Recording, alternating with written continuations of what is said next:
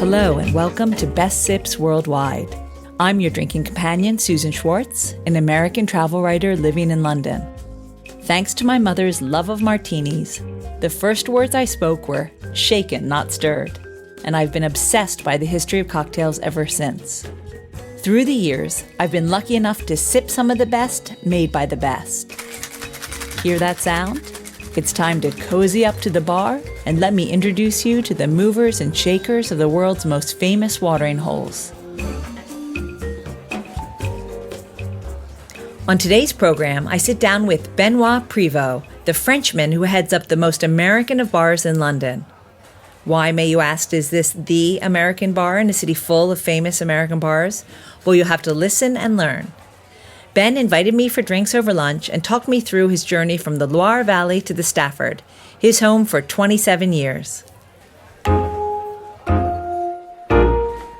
My name is Benoit, and I've been at the Stafford for 23 years. Originally came to London back in 1993 to improve my English. And where were you from? Le Mans in France, okay, which France. is more famous for the car racing and bartending.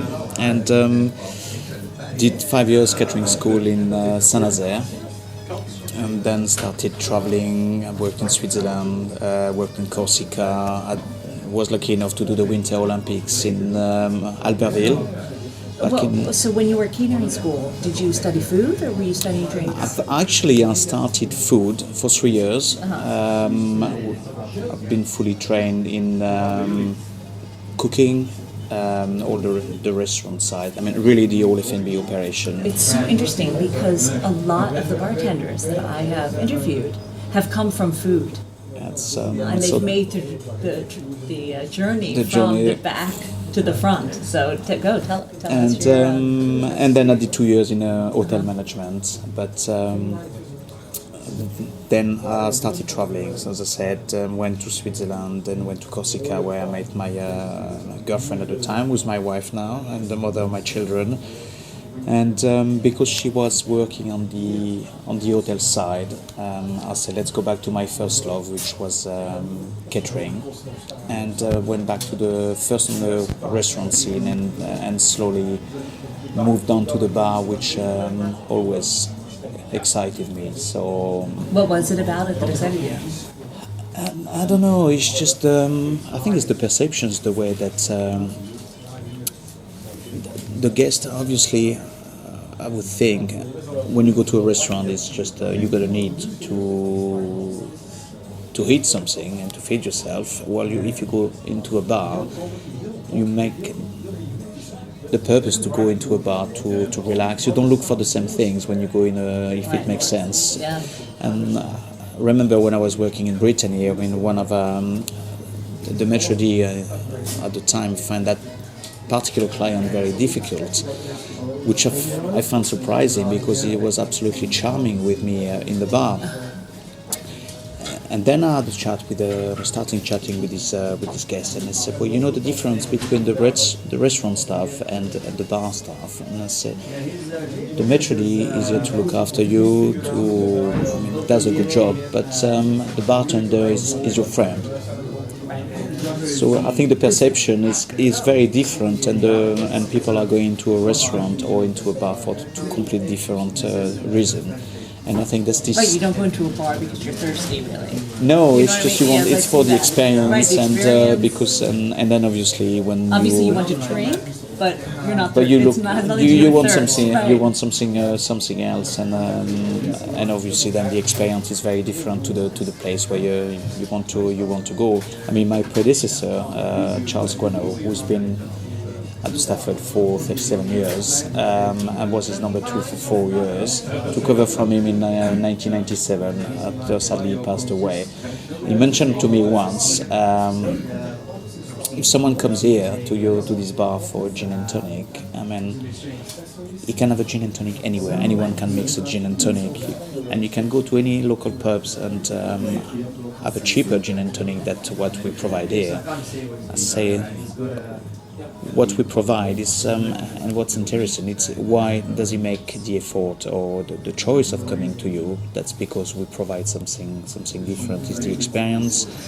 and I think that's what we're all about, and that's why I'm still here after 23 years. I think it's the fact that if the guests feel comfortable, and I certainly feel comfortable as well, it's just to this cozy atmosphere and this relationship you build over the years with your guests, which I really enjoy and really love.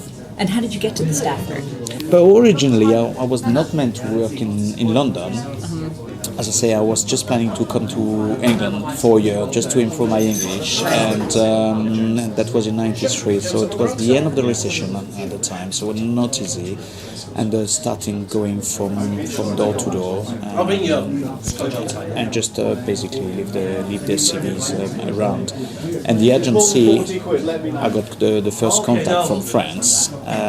Suddenly give me a call, and I said, listen, but I've just had a call from a contact I've got, which was the assistant restaurant manager, who was French, and he said they've got someone about to leave in their bar, and they're looking for someone. So would you be interested to go for an interview? And I said, well, yes, of course, I'd be more than delighted. And that was the Stafford. And that was the Stafford. Uh-huh. So and I arrived on there. I remember my first impression coming into this museum, as I call it. Now, I just want to tell everyone that I love this bar so much, maybe because I am American, and it's hard to describe on radio, really, as a podcast, but it literally is the walls are covered with American paraphernalia, like football helmets and university caps and baseball caps and pictures. And how did that come about? Well, it all started. We used to have one general manager at one point. That was way before my time. We used to do some painting, and so when he left the hotel, he took all his painting with him. So they ended up with this bar with basically white canvas there, and I was like, wow, this is all empty now. It looks very empty. What are we going to do? And then there are this little eagle carved in wood you see on the top shelf. There's a tiny, what is that? It's a Canadian eagle carved in wood, and this is Canadian eagle carved in wood.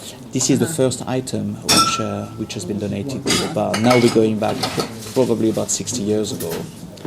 And then someone gave a picture, and someone gave a tie, and this is where the idea and it just started. Snowballed. And Do it people just still bring things? Very much so, and I think it brings this kind of clubby atmosphere, even if we're not a private club.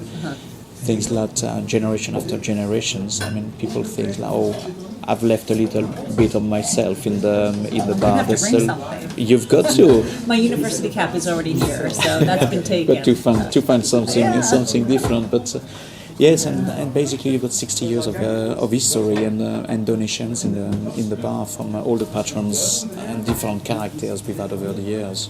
And do you have any traditional drinks that started here? I mean, is there an iconic drink that you would say is, or a Stafford specialty, or the most popular thing? Dry martinis, but that's mainly because of the kind of clientele we've got. And afterwards, I would say most of we've got our signature cocktail, but otherwise, I would say all the classic cocktails are really the ones, which is good for us because there's a big revival of all the classic now. I mean, old fashioned is back on the scene big time right now, and it's one of my favorite drinks now. You see, bourbon is just it. And it's it's there everywhere, and the dry martinis and the French 75. Lots of the old cocktails we. Yes, I had my first French 75 here. I remember that. Yes. Now, this is not only is this a special bar, but this is, again, for so many reasons, it's wonderful. Not only the American connection, but also the spy connection. Yes. And it would be great. I have written about this before because I love this. Maybe you can kind of wrap up her story in about we've been 2 minutes. And I've been fortunate enough to meet that lady, Nancy Wake, who was a former SOE, and I mean, I won't go through her life story because we can talk. She was Australian, right? She was in the French Resistance. She was actually a Kiwi. Oh, she was Kiwi. And moved to Australia when she was 3. Okay. And so New Zealand, Australia, and then she moved to Europe when she studied to be a journalist. And had a long story. And at one point she went to Austria, and this is when the Nazi starting to the Nazi movement started to develop, and she's witnessed some stuff which didn't like, enjoy, and disagree with, and this is when she decided to join the resistance. Yes, and she lived here, so this was her home for after the war. After the war, she first stayed with us in 1946, just after the war, and then she moved back to Australia. But every single time there was a celebration or anything happening in London, she used to stay. That was a place to live. Mm-hmm. And quite a few years back, we had this booking coming for a couple of weeks, and Nancy Wake. We knew she had some health problem at that time, and we've lost touch completely with her. So we assumed that she had passed away. And then suddenly, I said, "Oh, that can't be the same Nancy." And then she arrived.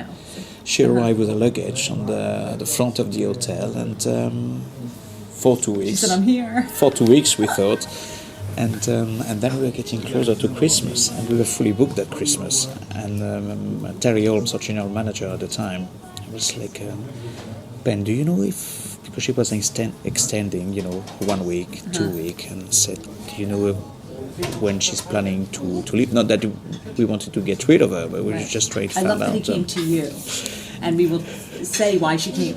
The general manager came to you in a second. And then eventually that she was sitting at the bar, and we were chatting, and he said, "Well, I don't like the stool really where I'm sitting now, because there was no back on the old stool we had." And she said, "Because I'm not planning to go back to Australia. I've sold everything I had over there, and as you will have to cope with me till I die, I want to be comfortable in my favorite bar. So I'd like you to get me a stool which is more comfortable." I said, "Right." I said, "Well, I'll see what we can do with that."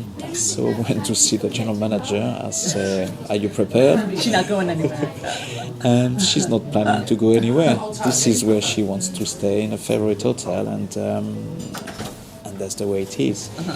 So you made that chair for her, and it's sitting here at the bar. Yes, I mean, so we sent so Terry Holmes sent our assistant manager at the time on a shopping spree, and to find a stool which we thought would be comfortable for her, and we could match the rest of the furniture as well. And this is where that stool appeared. So you two, anyone can come and sit in her chair. It's there, and obviously there's lots of memorabilia, because she was, say, for 2.5 years, she was a permanent. And I heard that every day she would be down here at 11, and she was quite famous. And if anyone wanted to talk to her, they would have to buy her gin and tonic. 11 o'clock on the dot, and 5 o'clock in the afternoon on the dot. She used to be in the bar, and I kind of thought she never left in between. She had to have lunch. She had to have. Not so much lunch, but definitely a little nap. And but then it's funny, because when someone was sitting on her stool, it was like we always had to say, 5 o'clock, a lady will come, and this is actually her stool. And I say, "If you don't mind," I say, "No, don't worry. When she comes, I will make way." And I say, "Well, even if you don't, she'll make sure that you make way, because this is her place." So she was all very, very good humor, and so much. But then she was very, very open. She was a really, really strong character. And when that book came out, I mean, so many people went to get the book and just to have a little chat with her, to get a little piece of history and what she's been through. But so, back to you. Yes. You came and you never left. No. You pretty much came to London, got this, but you were only under the head bartender just for 4 years, and then you retired. But the thing is basic. Since 1946, I'm only the third bar manager. Oh boy, people come and they don't leave. There's something spooky about this, but it And Louis Burdet, the first general manager, who was French himself, is the one who put in place, because we're all French, or even if the first bar manager, Louis Crozet, was from Suisse Romande, so the French spoken part of Switzerland. And then Charles, who really is the person who developed all the collections we've got, became Louis' number 2. And then when Louis retired, took over, and then I became Charles' number 2. And when Charles should have retired in 1999, sadly passed away in 1997 after 37 years of service at the Stafford. So I took over 2 years earlier than I was meant to. But yes, I'm only the third bar manager. And as I say, we were all French, and that's what Louis Burdet put in place in 1946. I'm just carrying on the traditions and really carry on Charles' legacy with all this memorabilia. And it's your legacy now. It's your legacy. Yes, because it's a new era now. I mean, it is. But I don't. Cocktail culture. People are asking for new things. You have new. You create new drinks. I've had the White Mouse here. That's new drink. And you should try some other concoctions. There's a new cocktails. I mean, Eric. How often do you bring out? Well, they are the one like the White Mouse, which will stay for all these connections with Nancy, and we are working. And Eric, who's our mixologist, we're working on a new list now. So you will see the tour. Do you feel the pressure to create new ones because that's what the world wants now, or do you think if you never did them, your clients would be happy just to have? Yeah, that's something really. We've only started this creation about a year ago, so I think just to bring something slightly different. And but as I said, the list is quite small. It's just few of these signature cocktail we've got, but the rest, the classics, have always been our main cocktail list, really. Whichever the classics people want to enjoy, and we just mix them. But then we wanted to have little signatures, and you will see that all the names are related to Nancy with the White Mouse, and the rest is some of the. We used to have sea biscuits, which we took off, but that was one of the carriage house rooms, so we tried to have a connections and to have the name of the cocktails this part of the connected. hotel were carriage houses. Yes. Yeah. It's easy when you're here and you can visualize everything. But yes, that's the reason. So pressure, I wouldn't say. I think it's more like to make sure that people will enjoy it. But as I say, if it doesn't work, we'll take them off and we replace them with something different. Obviously, summertime we go for something a bit more seasonal, maybe some fruitier, lighter cocktails. Where during the winter you may go for heavier spirits like cognac. More, it's just the flavor of the time of the year will give you inspirations to what you want to create. What's your favorite drink when you go out? Cocktail-wise, I would say the White Lady is one of my favorite cocktail. Again, it's an old classic one. With Cointreau, lemon juice, and gin. I'm more a gin person than a vodka person, but then I love the product for what they are. I love whiskeys. I love rum, sipping rum. I love cognac. I love Armagnac. Actually, I love lots of things. Brown. A lot have said that. If it's brown, I'll drink it. And plus a White Lady. But yes, that's and then again depends on the time of the day. Depends on my mood. It's just. But I like to try. I always like to try. I've been fortunate enough with this industry. I've been able to visit some distilleries, and you see an old. You've got a different perceptions of. Then you appreciate even more all the craft and the hard work that has been put into the bottle. Sometimes we forget. We just take a bottle from the shelf and it's like and don't realize that it's nice and been sitting for. And 5 years. The years and the craftsmanship. I spent 3 days with Beaumont on the Isle of Islay, and we did pit cutting. We did everything. And then we were in a cellar with a master distiller and tried some whiskey straight from the cask and overlooking at the sea. I mean, those are memories that which I will cherish for a very long time, and experience that I've been fortunate enough to experience. Being a whiskey lover myself, that sounds amazing. They've got cottages actually there, which for your next holiday, if you want to spend a bit of time on the Isle of Islay, they will. If I want to leave the Stafford Hotel, which I don't really ever. Well, thank you so much. That is so wonderful to meet you. You're more than welcome, and very good to see you again. We're going to go make a drink now. I think it's a very wise idea. It was such a pleasure to have Benoit on the show with me today. If you haven't been to the American bar, you're in for a real treat. Order up the White Mouse and toast to one of the great heroes of World War II. Don't forget also to toast to the man who brought you that drink, Benoit Provost. On the next Best Sips Worldwide podcast, Alessandra Palazzi, the guardian of the myth of the martini at Duke's Hotel, Ian Fleming's second home, joins me here. Until next time, bottoms up. For more information and links to everything you've heard about, plus a bit more, please visit bestbitsworldwide.com. Thanks for listening to Best Sips Worldwide, a spin-off of Best Bits Worldwide.